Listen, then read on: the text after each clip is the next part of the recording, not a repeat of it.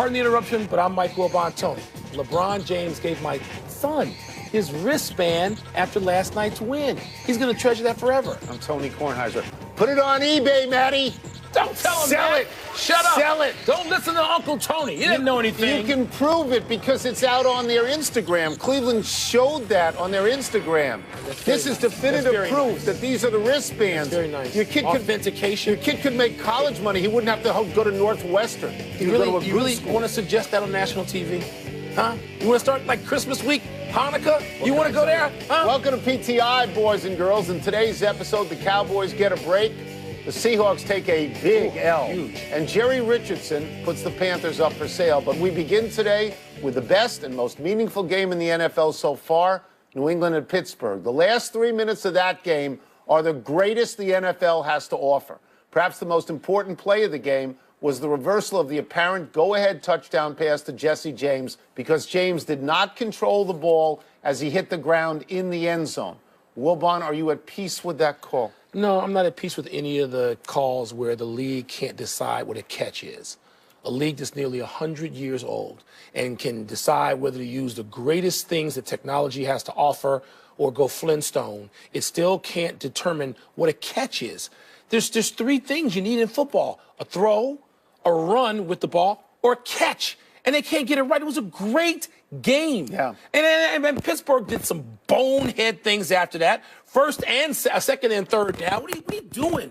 You don't need to do that. Run the ball. You got Le'Veon Bell. You don't need a timeout. You got 28 seconds. You can spike it. Don't play into New England's hands. And they did.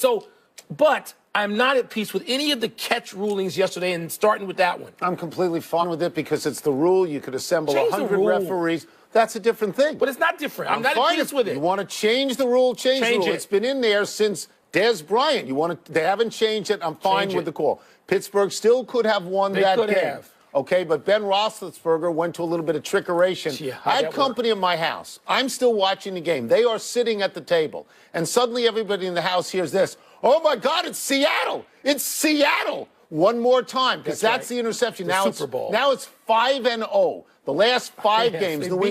There's a couple of things that need to be said. One is Pittsburgh, you're at home. You get a field goal. You don't do this other stuff. No, you get a field goal and you go to overtime. Or you run the ball and then spike it if you have to stop the clock if you don't get in. 2 words about Rob Gronkowski. He's great. He dominated that game. He need to? We're going to get into behavior Dominated the game. We knew that coming.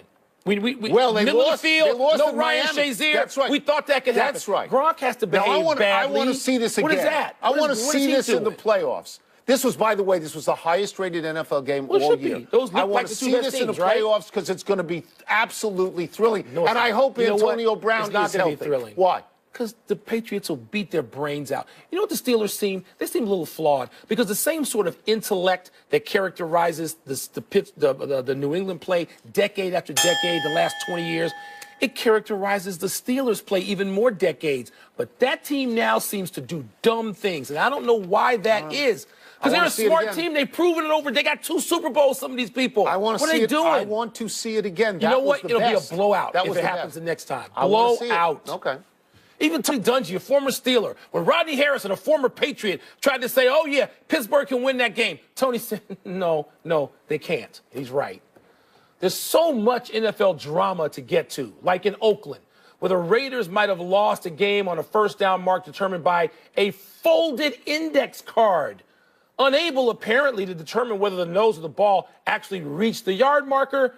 Referee Gene Steratore resorted to what the NFL calls now a legal but very unusual method of marking a ball. Tony, did that cost the Raiders the game, or did your boy Derek Carr do that a few minutes later? Yeah, I'll get to Derek Carr. I want to start with the index card. It did not cost them the game. This is not science. This is an approximation. Doesn't matter how many cameras are out there. It's sort of guesswork as to where the spot goes. The ball's big and it's fat, and you don't know exactly where it goes. There was space. The camera showed me that at home. No. There was space. I between the ball and the marker. That's short of the line to gain. This is Gene Steratore's Academy Award-winning moment. I don't want him to have a moment. You know what he should have done? He shouldn't have had an index card. He should have had a $20 bill, and when he was done, he should have put it in Jack Del Rio's pocket as a payoff for costing him. He don't know. Derek Carr's play cost them the game. They had time. There's 5 minutes left. They were there. They're going to win the game. They're going to win the game. They're going to make me 15-1 in the confidence pool this week, atop the leaderboard. Money, money, money, money, money, money, money, money, money. Instead, a play that now every high school quarterback ought to know. Listen, I know we've done this maybe when you were a freshman and a sophomore, but you can no longer toss the ball at the pylon right. and have it go out of the end zone and have it. It's an idiot play. Right. It's even dumber. Roethlisberger may be my favorite quarterback in the league. I love Ben. But you didn't like that play. I didn't like his play. Throwing that pass. And then Carr, and this play is too dumb. Yeah. Carr's play is inexplicably stupid because you're watching it 2 and 3 times a week. What is he doing? They're the most disappointing team in the AFC. Once again. No, they are. Well, no, you usually think it's the Chargers or something like that. But to go back to the spot of the ball, it's not an exact science. You have to live with it. Don't it's use an index cards. approximation. Seriously? It's approximation. What are they, the Flintstones? No, Barney it's not Rubble? the Flintstones. No, the high-tech it's league. an approximation. Let me pull out You're going to have a grid on the entire... You want to double? Why would you want to triple it and fold it over? Make it thicker. That so you can make them miss the first down by even more. Last week, we were all ready to count out the Philadelphia Eagles when they lost Carson Wentz. 7, yesterday, 8, 9, 10. Nick Foles threw 4 touchdown passes, and the Eagles, as usual, went over 30 points. Now, granted, they were playing the helpless New York Giants, and they never broke away. But, Wilbon, did Nick Foles' performance lead you to believe that the Eagles should not be counted out? What am I doing right now? You're counting out. You want to count him out? Arthur Mercante. You want to count him out? 7, 8, 9. He was a starter in the league for that team. I like to be antagonistic sometimes, particularly toward I-95 teams. Foles is good. I never understood why they got rid of him. And then it worked out again because they got Carson Wentz. Yeah. Foles is good. Foles may be the best backup in the league. Now that Garoppolo's not a backup anymore. Right. Foles may be that. But this is the Giants. So Foles did exactly what he and the Eagles needed to do, should do. They were fine. They won a game against a homecoming opponent. But it is still a homecoming opponent. So he's got to do that against somebody else before I declare them in the Super Bowl. That's fine. But here's the notion that I want to present to you. That maybe that's a really good team. They can really run the ball. They are really good. And they've got quality receivers. Yeah. And maybe a quarterback can step in there. And there are certain teams, we saw it in Green Bay, it didn't work out. It didn't work anywhere. But maybe you can step in with the Eagles, especially somebody who has background in that city and has been a starter there before. Okay. And maybe we shouldn't do the Arthur Mercante. No, I was doing that to be ridiculous. I think you're possibly right. But we can't, when the jury has to come in, not right after the Giants game. But you look around at the NFC where there is no clear favorite. That's right. Because you would look at Case Keenum in Minnesota. Yet. I know you don't. And you don't trust the defense of New Orleans completely, and you can't trust Carolina. Seattle is gone. They're done. And the Rams were 3-13 last year. Hold on, Rams. Wow. So the Rams look. We'll get to that. The Eagles might have won, but no way did they look as impressive yesterday as the Rams, who stunningly dismantled those Seahawks in Seattle. It was Pete Carroll's worst home loss as a coach. And it had to be humiliating for him to watch his quarterback, Russell Wilson, get sacked 7 times, tossed around like a ragdoll, Tony. Yeah. Todd Gurley equally had his way with the Seahawks' once formidable, now laughable defense. Tom, what jumps out at you most, the Rams' dominance or Seattle's ineptitude? I think we're probably going to disagree on this one because the Rams jump out to me. Okay. The Rams are really good at this point.